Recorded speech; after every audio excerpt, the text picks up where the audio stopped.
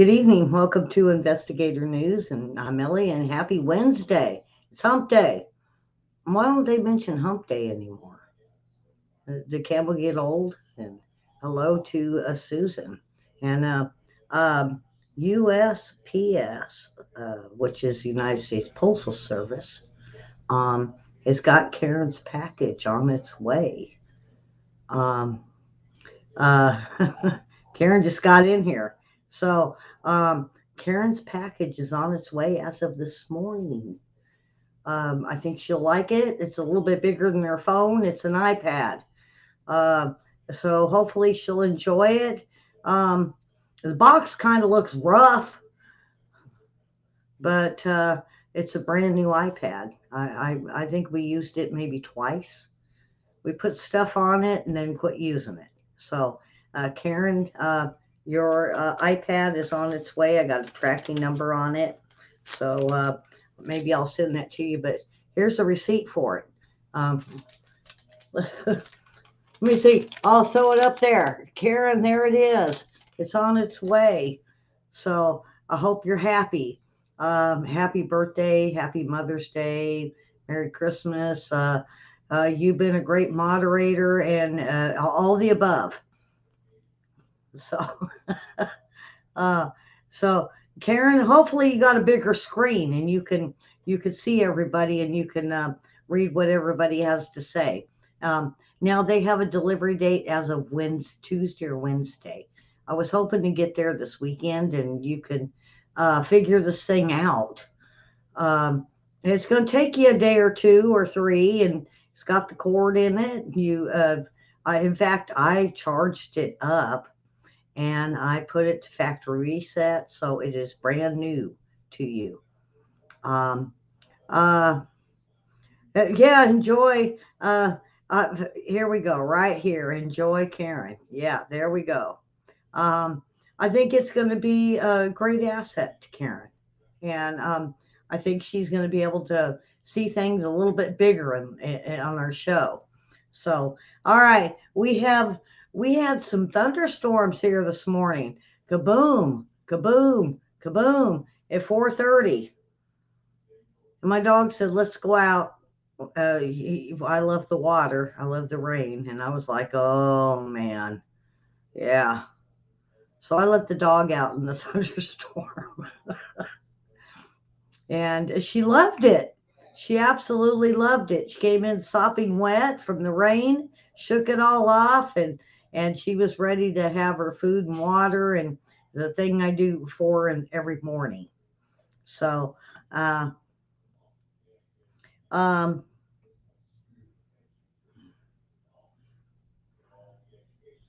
let's see.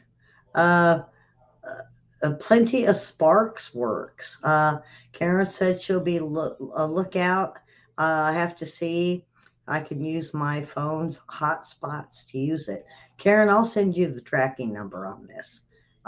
So we had what they call a weird weather pattern, and I'm like, nah, this happens every summer. Come on, you Weather Channel. And so let's hear what they have to say. All right, parts of the deep south gear up for a big day and night ahead of severe weather. All types of severe weather are going to be possible. Let's start off with where the biggest tornado threat's going to be, and that will be kind of central southern Alabama into southwestern Georgia, from Montgomery toward Columbus and Albany. We could have some stronger tornadoes there, but this is the biggest reason why we have a level 4 out of 5 risk today. Moderate risk is what the Storm Prediction Center calls it for damaging wind. All right, so wind gusts over 75 to 80 miles an hour possible. Also, a threat for some really large hail. That's going to be on the western edge of that threat over toward Texarkana into the lower Mississippi River Valley. Now, as far as the timing goes, and we are going to have a flood threat that kind of lines up with where the highest tornado threat is going to be, because there's going to be a lot of rain there. But we're going to have multiple rounds of storms throughout the day. So one round that's kind of going on right now that'll last through late morning. We get another round that comes in late afternoon into the evening. I think that has the potential of being the worst round of storms with the highest threat for tornadoes. Then another round overnight. It is possible we could get a derecho. The Storm Prediction Center had mentioned that in their discussion, which is basically one long-lasting line of storms that produces a lot of wind damage over a very large area. So you can see where the heaviest rain is going to be. That's where the highest flood threat is. Again, southeastern Alabama into southwestern Georgia. Stay weather aware through the day. Make sure you have a way of getting info throughout the night because we're likely to have some storms going on after the sun goes down. And um, William mentioned that's not Miss Davis. Where'd she go? I've sent emails and I said, what happened to Miss Davis? Why'd you guys revamp and redo your lineup? Uh, the only one offering free services now is volcanoes and earthquakes. The rest of them are like, well, you got money? Really? Why is everybody charging right now? Everybody's looking for that, little handout and that little bit of money. So, uh, so we had Ari today, and then uh, the latest earthquakes, and there was 36, they say. Um, but when I looked at it, I was like, huh. Well, there was like 17 that I was looking at today, and that are very I want to say problematic because we are looking at earthquakes. Oops. Oops means I made a mistake. All right, so we have um, a good one that hit 5.5 in Kermadec Islands, but we off over towards the Philippines. That's where I was interested in, and the Molucca Sea 4.5. Then we had um, Papua New Guinea at 4.8. Then we had one over in Indonesia, nothing for the Philippines. I thought was really odd because they're rumbling with lava. Then we had one in Pahala, Hawaii, a 2.5. That's also active. We got one active in, I think it's El Salvador. Um, that they have got one going, and we also have one in Mexico now. Uh, and where are the rumblings for this? We got one over in Puerto Rico at 3.9. Then we had one, oddly, in Russia and Paratonka, 4.2. That is right on the edge. And then we go over to the islands, Aleutian Islands, Rat Islands, 4.1. Then we have one up closer to where the volcanoes are, and that was Chinook, Alaska, 4.3. Then we had one, oddly, uh, Effin Cove, Alaska, 2.7. Then the next one would be British Columbia, Canada. I like it when they just say, well, it's Eastern Canada, West Canada. How about Columbia, Canada, a 2.5? Oregon does that.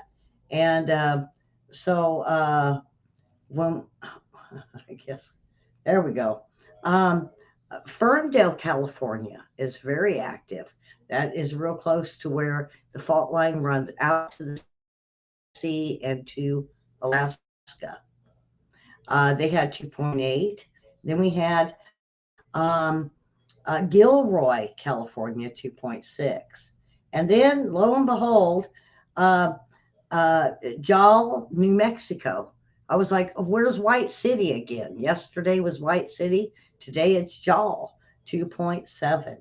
So we do have quite a bit activity, but what does it mean? Well, we've seen everything die down as far as earthquakes once the volcanoes started erupting.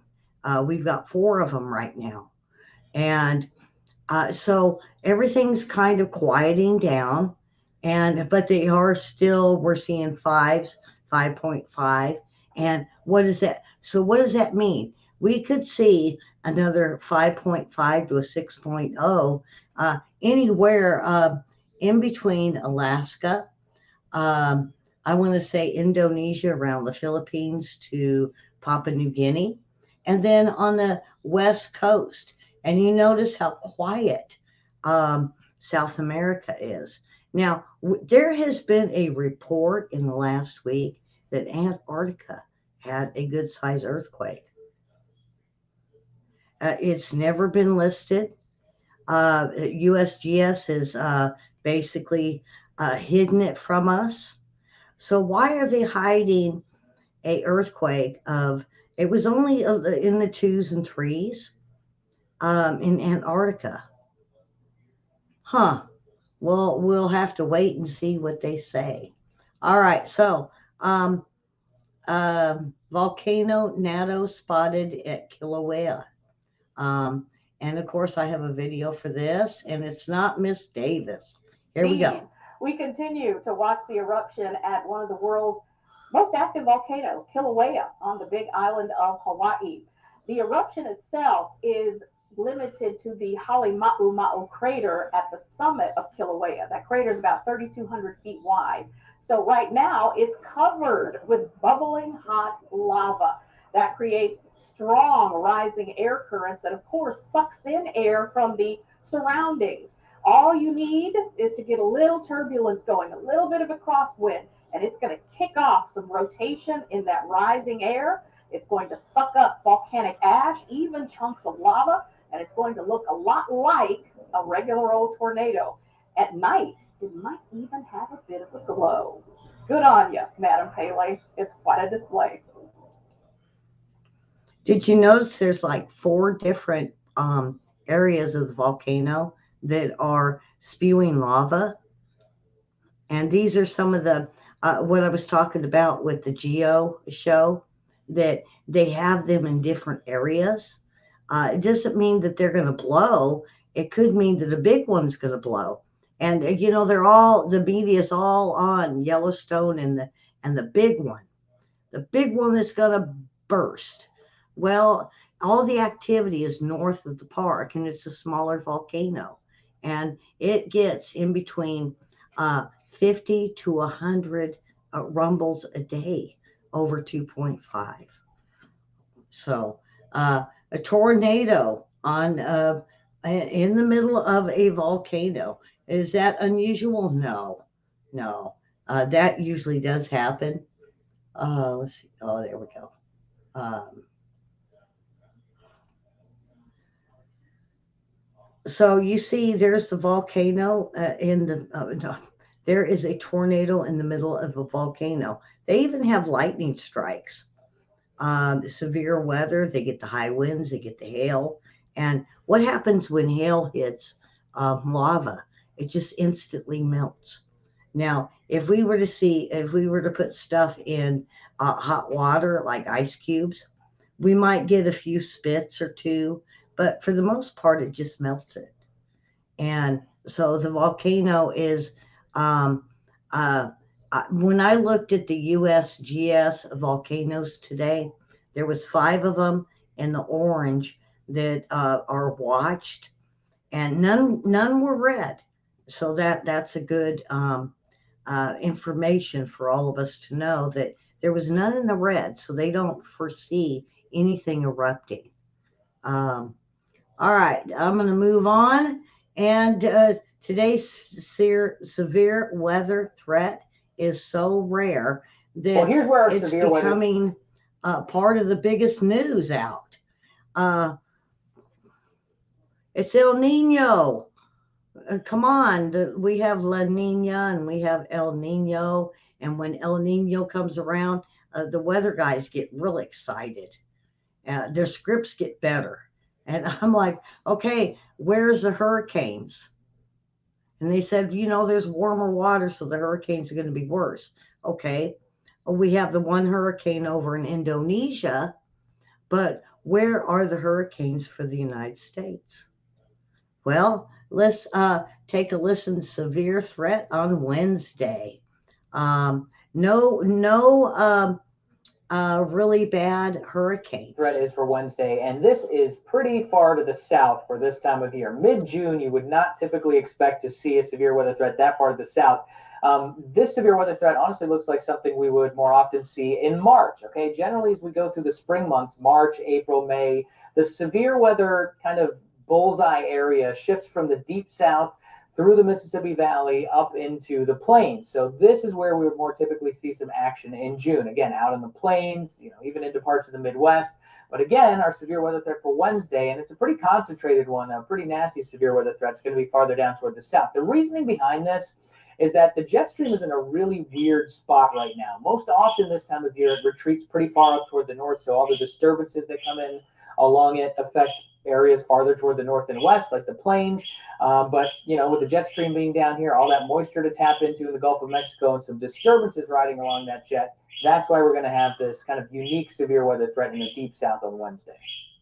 So are we going to have a derecho today? All right, you probably heard this word floating around a little bit. The Storm Prediction Center. All right. So um, we have, uh, folks, um, when I look at the what we had the other day come through, little weather systems, it's no different from what I knew back in the 80s, where we'd set up the barbecue, and lo and behold, uh, we would have a severe thunderstorm come through. We'd shut the barbecue, wait for it to pass, and then we go right back out and then continue barbecuing. And see, this is what I'm seeing, but this isn't nothing new.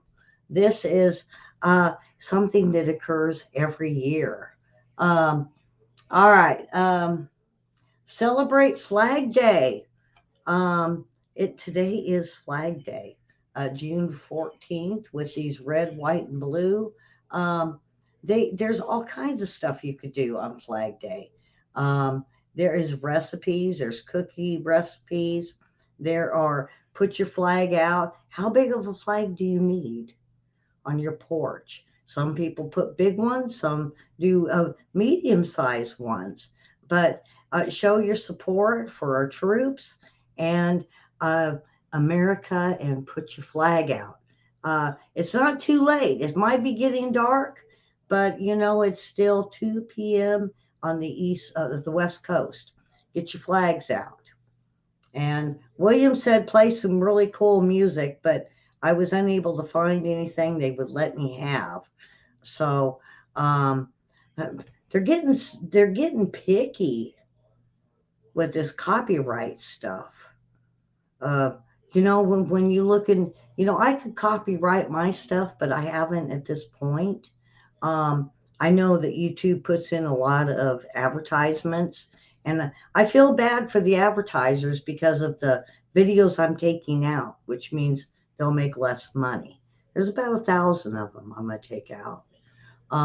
But Flag Day, uh, you know, um, it goes all the way back to um, when with our forefathers. What about the Betty Ross flag that's been demonized? Why? It was just a flag that she knew that she could sew together with the material she had. And of course, there was only 13 colonies back then.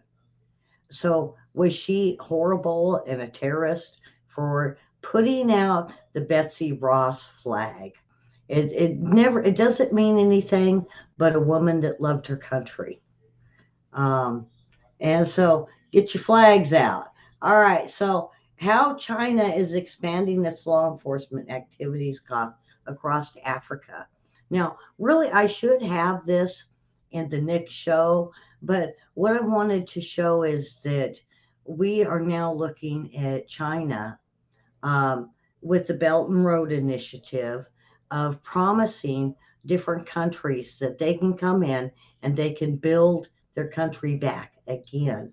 Now, we heard Build Back Better with during the Trump administration, but the Biden administration adopted it, and now we are seeing all over the world Build Back Better. And China is expanding its law enforcement. Beijing has signed public security and law enforcement agreements with 40 African nations. So they have been looking at the diamond mines and the cobalt mines, and I believe uh, uranium that they have been found.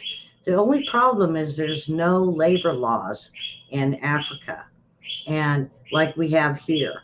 Now, if we're going to be looking at resources around the globe, I think our standards should be and policies that we treat each one of these countries with respect and the people and where we are digging up and taking over the resources.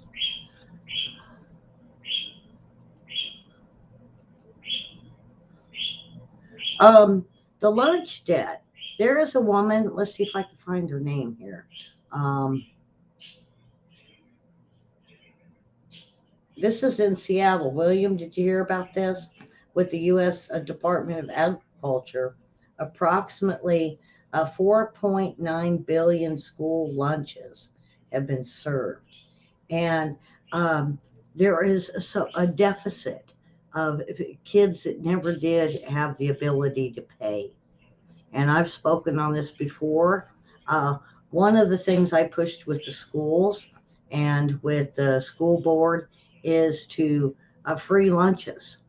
And if if a kid doesn't have enough money, let's say he's 15 cents short, that's a lot of what we're seeing. And so they're not taking the money; they're just saying, "Okay, you owe this amount." Well, what if they would have taken 80% of the money, then there only would have been a little bit due. And get this, if if the parents don't pay, they can hit them up with a collection service. And so there's a woman that has come forward and she says she believes that doubled or tripled um, standards since basically the Michelle Obama. Now, when she moved in, now some of the things she did I thought was okay. It was a healthier lunch, but then she said those that couldn't pay would have to sit and watch those that could pay eat. Well, then they found the lunch ladies were covering the price of the lunch. And so now they put it into um, the school budget that all of them are to be paid by the end of the year. So they had a huge amount. It was close to 3 million in unpaid lunch fees. And so that has got to tell you, and this has only increased over the last 2 to 3 years. It started about 2019, and it's doubled and tripled since the Biden administration has went in, and there's no nutritional value that's been added to the lunches. And I believe that if infrastructure for the state or money that comes into the city, this is something that needs to be addressed. Not only are we have rogue teachers, but we have kids that are sitting there watching other kids eat. And to me, this isn't fair. And if we give them a lunch all the way through school, then it's up to the school board to kind of look at this and see who is covered and who's not. Um, I, I, I, I'm all for this. And I really appreciate this lady trying to come forward and pay for it. But we have to revamp the school lunch program that's been so ignored and messed up and it's been since Bush. And then we had Obama come in and Michelle cut the portions, and then she cut off those that couldn't afford to pay. Well, then we had a Trump come in, and Trump really didn't address it as much as he should have. And then we had Biden come in, and now it's usually the first lady. If you notice, the first lady's the one that's the education system. Um, um, um, our first lady has ignored the schools. If you've seen anything that she has done on the schools, well, not really. So She hasn't even addressed the school lunches. And now, as we go into the next year, the schools are looking at her that we need a funding for those that cannot pay. And not only that, but we have more homeless, more of the migrants coming into the school system that they're going to need the funding for with no increases. All right, I don't want to get too far into that because I'll just get political on everyone. Oklahoma's Wildlife Department wants people to stop DM at 1 a.m. See, what people are doing is some of us stay up all night and we're like, I wonder what's going on with the whales at 1 a.m. I don't think of the whales at 1 a.m. That's the last thing I'm thinking of. I'm thinking of trying to go to bed. How about some rain to put me to sleep? Or I watch Dateline, folks. So people are DMing, they say, to find out what's going on with the whales at 1 a.m. And they want people to stop. And they're asking questions like whether they are uh, the size of the whales out in the ocean. Do they have enough food? Are the sharks attacking them? Are they really running into boats? Quit. Karen, quit. Everybody quit asking Google about the whales at 1 a.m. in the morning. That's what they're saying. They're complaining. And Oklahoma is one of the worst. And they said most of Oklahomans are saying, what's wrong with the whales? Why Oklahoma? When I seen that, I was like, the department says it also has received unsolicited cat pictures as well. So the cat ladies with the cats that are DMing about the whales quit. That's what Oklahoma is asking. Um, they said the Twitter DM asking about whales at 1 a.m. The Department of whether they have been scared. Are the whales scared? Scared of what? Quit. So Oklahoma Wildlife Department wants people to stop DMing at 1 a.m. All right. Woman, oh boy, this should have been yesterday's knock knock. All right, so you go to the funeral and everybody's there and you hear this knock coming from the front and it's the coffin and it's closed and they're fixing to put her in the ground. And all of a sudden, grandma comes out saying, hey, I'm alive. This woman was declared dead in Ecuador and revives during her wake. And health authorities have to investigate it now. Why? So she came to life. Who cares? Obviously, the family didn't embalm her and they were going to put her naturally into the box and in the grave. Well, she, according to some, she knocked on the box and then opened it up and said, what's going on? Knock, knock. Oh, boy.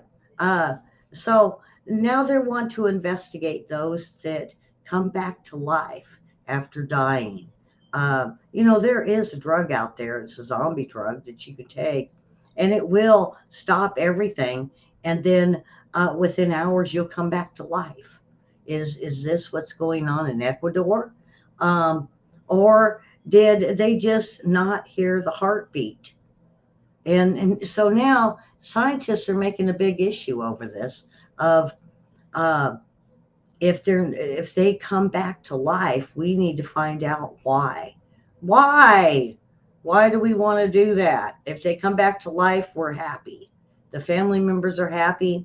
We're all glad that grandma came back and we have a few more years. The scientists don't need to know why, unless it's like a drug or something that she has taken that would stop her heartbeat or her breathing for X amount of hours. What? What? Thank God they didn't cremate her. Yeah, really. She was a, yeah, she knock knock. Yeah, who's there? Grandma, and she's alive. And she's ready to spend a few more years with the grandkids and kids. Just enjoy her and don't worry about investigating. Uh, so I'm wondering why. Um, you guys remember the UFO guys in Las Vegas? The family 8-foot creatures? Yeah. Well, now the police have put up surveillance. Long gone, cops. Long gone. You can put all the cameras up you want. My thing is, if this was an 8-foot creature or two of them, uh, where did they go? This was a suburb. They're hiding, or they took off and went back to Venus or Mars or wherever they're from. But they police put up surveillance cameras at the house where the aliens landed. They're not going back there. They have no Reese's Pieces. It's not ET. They're not going to come home. They're gone. And obviously, it was, this bright light that came down, and then all of a sudden they were in the backyard. They didn't see, from what I know, any aircraft, or they didn't jump back in and fly away. They disappeared. So, did they disappear like uh, they went back in a certain realm, or did they run off down the street? And where are the cameras around town to see maybe if they caught something? But no, police put up surveillance cameras where the houses where the aliens landed. I think they're not going to get much. They might. Maybe it's the people in the house. I keep thinking of that movie. I can't remember what it was that they had the Rolling Stones uh, music times on your side, where um, the demon was jumping person to person to person to person. Well, what if that's what's going on? It could be in, like, from Arizona. It could be in Karen. It could be your next door neighbor. It's a creature. Did you ever think about that? What if your next door neighbor's a creature? Yeah, I watch my neighbors now. Wow. All right, so we're down to the funny posts. And uh, this one here, they're just everyday quotes that help you through life.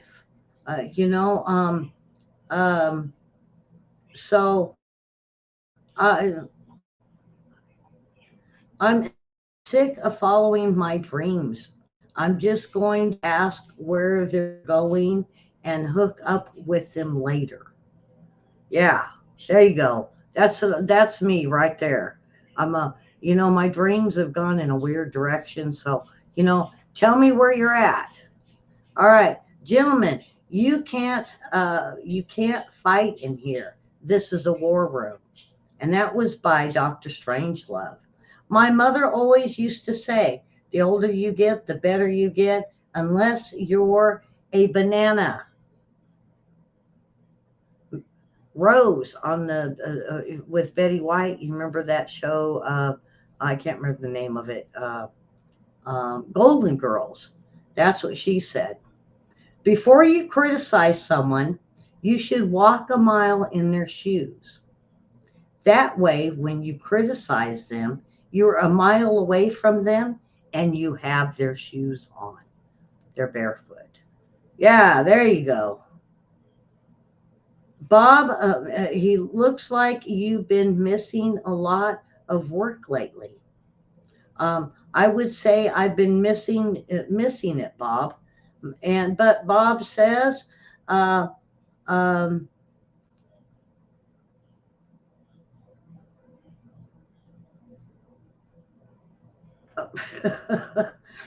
I wouldn't say I've been missing it, Bob, says Peter. I don't get it. I don't get it. That was a lame one, Before you marry a person, you should first make them use a computer with a slow internet to see who they really are.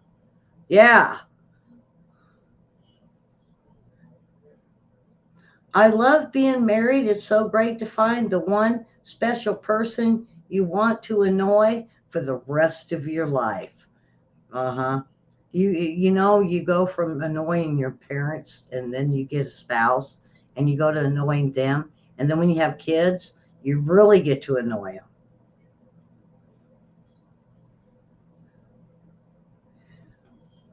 When your mother asks, "Do you want a piece of advice?" It's mere of form, formularity. It doesn't matter if you answer yes or no. You're going to get it anyway. Yeah. Yeah, if mom says she's going to give you advice, listen for the next hour. I want my children to have the things I couldn't afford. Then I want to move in with them. Yeah, there you go. Never follow anyone else's path unless you're in the woods and you're lost and you see a path. Then by all means follow their path. Breaking up is like knocking over a Coke machine. You can't do it in one push. You got to rock it back and forth a few times and then it goes over. Yeah, there you go. I'm not superstitious, but I'm a little statitious. Yep, that's me. I haven't spoken to my wife in years, it says. I didn't want to interrupt her. That was by Rodney Dangerfield. Can you imagine his wife? Poor woman. I mean, is he like he is in the movies? Or what about Chevy Chase? I mean, you've got to look at his wife. Is he really like this in real life? What you see in the movies? Hmm. There's nothing really wrong with you that an expensive operation can't prolong, says a surgeon. Someone asked me, if you were stranded on a desert island, what book would I bring? How to Build a Boat, it says. I think I'd do War and Peace, because it's a long book and I could read it until they come get me. Yeah. Have a good flare gun there. So, I'm going to go ahead and end it there. There's more of them, more quotes, but I'm going to move on, and that'll be the end of the show. And please share and subscribe and tell everybody about Weather and Lifestyle News Show. And then we got World War III coming up with me and William, and that's always a great show. And listening, really listening to William this afternoon. I think he has a lot of info on the World War III report for today. And as we move into Taiwan or Israel or Ukraine or other countries that are now full of the war of neighbor versus neighbor, even here. So, with that, folks, we will see you tomorrow. Have a wonderful Wednesday. Uh, Wednesdays I feed the bird, so the bird chirps a lot, and so I'm going to go feed the bird, and then I'm going to get ready for William, and we will see you all tomorrow for the Weather and Lifestyle News Show. Have a great Wednesday, folks. Subscribe, follow, and ring my bell.